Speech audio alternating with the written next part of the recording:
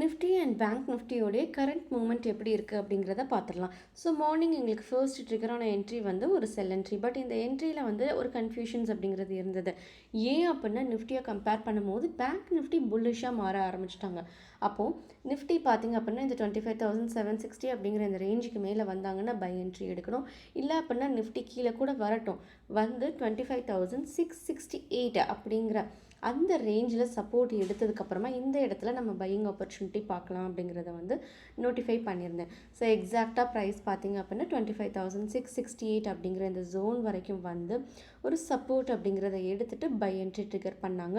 அதுக்கப்புறமா ஒரு increasing trend and எக்ஸாக்டாக இந்த ரேஞ்ச் கிட்ட ப்ரைஸ் வரும்போது பையிங் மொமெண்டமை மார்க்கெட் வந்து லாஸ் பண்ணிட்டாங்க.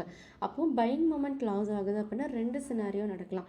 ஒன்று, இந்த ரேஞ்ச்லேயே மார்க்கெட் கன்சாலிடேஷன் நடக்கலாம். இன்னொன்று, ஒரு ஸ்ட்ராங்கான ஒரு செல்லிங் ப்ரெஷர் வருது அப்படின்னா மார்க்கெட் வந்து நம்மளுக்கு டவுன் சைட் ரிவர்ஸ் ஆகி வருவாங்க. ஸோ ஆல்ரெடி செல்லிங் ப்ரெஷர் வந்திருக்கா அப்படின்னு பார்க்கும்போது எஸ், நம்மளுக்கு செல்லிங் என்ட்ரிக்கான ஒரு சிக்னல் அப்படிங்கிறது ஆல்ரெடி கொடுத்துருக்காங்க. இப்போ ப்ரைஸ் வந்து என்ன தான் இந்த ரேஞ்சுக்கு மேலே அகெயின் வந்தாலும் this is one of the ஒரு செல்லிங் ஜோன் மாதிரி. இந்த ஜோன்லேருந்து எக்ஸாக்டாக அகெயின் ரிஜெக்ட் ஆகிட்டு இந்த இடத்துல ஒரு செல்லிங் கன்ஃபர்மேஷன் கொஞ்சம் ஸ்ட்ராங்காக இருக்குது. அப்போது ப்ரைஸ் இந்த டவுன் ட்ரெண்டில் கண்டினியூ பண்ணுறாங்க அப்படின்னா எது வரைக்கும் வரலாம் அப்படின்னு பார்க்கும்போது ஆல்ரெடி நம்மளுக்கு எந்த இடத்துல சப்போர்ட் எடுத்தாங்களோ அந்த ஜோன் வரைக்கும் வருவாங்க.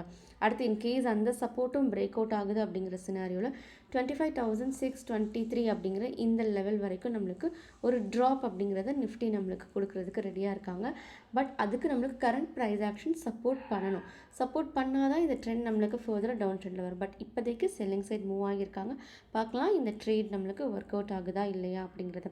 அண்ட் ஃபர்தர் அப்டேட்ஸ்க்கு நீங்கள் வந்து டெலிகிராமில் ஜாயின் பண்ணிக்கலாம். அண்ட் கோர்ஸ்மே கண்டக்ட் பண்ணிகிட்ருக்கேன். நிறைய பேர் கால்ஸ் ப்ரொவைட் பண்ணுவீங்களா அப்படின்னு கேட்குறீங்க.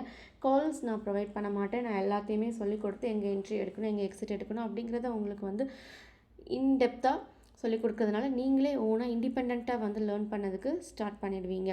அடுத்தது உங்களுடைய எக்ஸாம்ஸை நீங்களே தான் எழுதணும். உங்களுக்கு பதிலாக வேறு யாரையாவது கூட்டிகிட்டு வந்து நீங்கள் எழுத வச்சிங்க அப்படின்னா நீங்கள் மாட்டிப்பீங்க.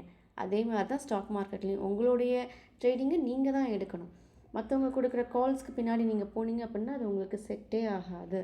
எப்போவுமே தன் கையே தனக்கு உதவி அப்படிங்கிற மாதிரி லேர்ன் பண்ணிக்கிட்டு நீங்கள் ட்ரேட் பண்ணுறதுக்கு பாருங்கள். கால்ஸ் அப்படின்ட்டு யாருமே எக்ஸ்பெக்ட் பண்ணி கேட்டு வராதீங்க.